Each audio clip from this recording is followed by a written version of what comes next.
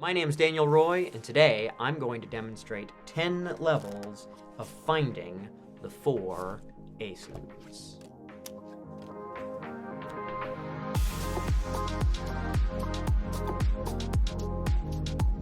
I'll start by giving the cards some good, solid riffle shuffles on the table, the way you'd see in any game of cards.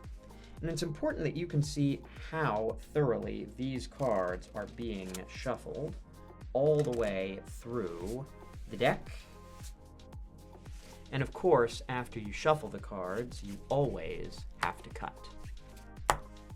Now, level 1 is to be able to reach into the deck and simply cut to an ace. In this case, the ace of diamonds.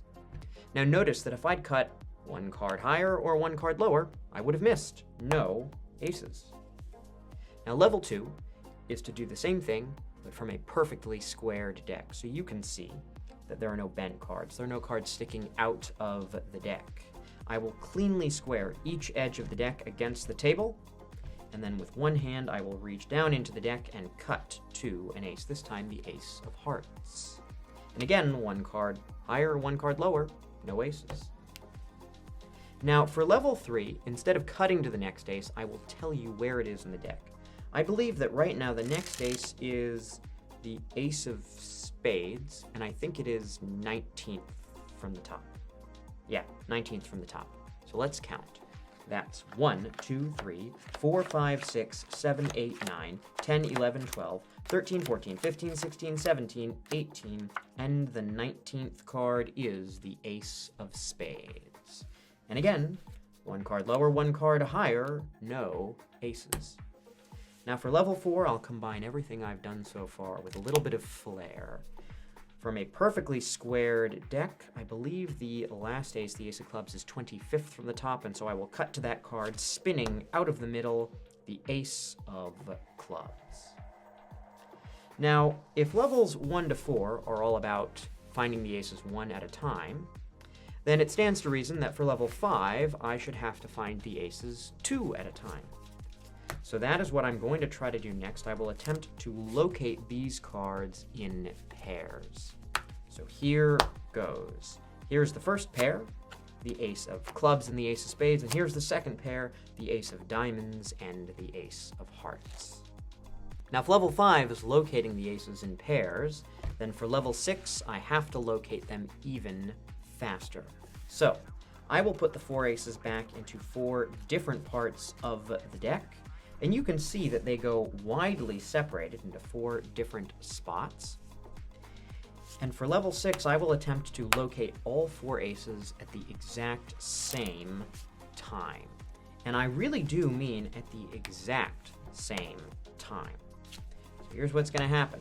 I'm going to give these cards a shuffle like this, and in exactly 1 instant, I have located all 4 aces. That's the ace of diamonds, and the ace of hearts, and the ace of spades, and the ace of clubs.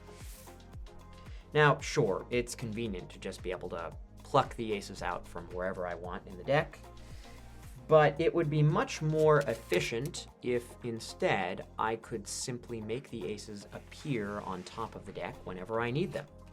That's what I'm going to attempt to do now.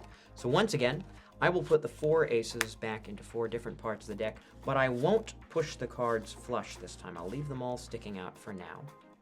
Now, for level 7, I'm going to push this first ace into the deck and give the cards a riffle, and you will see it has jumped to the top. For level 8, I'll do this with 1 hand. I'll push the card into the middle, and with 1 hand, you'll see that ace jump to the top. For level 9, I'll do this with no discernible motion. Watch closely. It's done.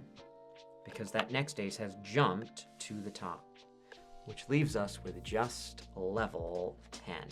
Now the last ace is the ace of spades, so watch closely. I'm going to take the ace of spades, and I will put that card into the middle of all of these cards, and I will put these into the middle of all of these cards here. So you can see that last ace melt into the middle, and of course, it's not on top yet. It's not on top until it is. Now maybe that was a little too fast. You feel like you've been a little cheated here. Can't help but wonder why. So for level 10, I'll do this one more time, but this time I'm going to mark the ace of spades by putting a big bend in the card, a big crimp in the card. So now there can be absolutely no doubt about which one the ace of spades is because it has a giant bend in it. And watch very closely. You can see that card goes into the middle, which means you will see the exact moment that the ace of spades pops back up to the top of the deck, the ace of spades. And that is 10 levels of finding the aces. I figured I'd throw in one bonus level because, of course, just getting the aces to the top isn't enough to win any money. If you really want to win at cards, you have to be able to get the aces in your hand. That requires stacking the deck. Now, of course, stacking the deck just means to reposition the cards to your advantage as you shuffle them. In other words, I'm going to give the card some shuffles and try to reposition the aces as I do so that they will end up in my poker hand in a 5-handed game, as I've just done. Of course, after you shuffle, you always have to cut. And now let's deal a 5-handed game. You'll see on the first round I receive an ace. The next round I get 2 aces. This is what they call a 3 of a kind, and with any luck, that should be all 4 aces.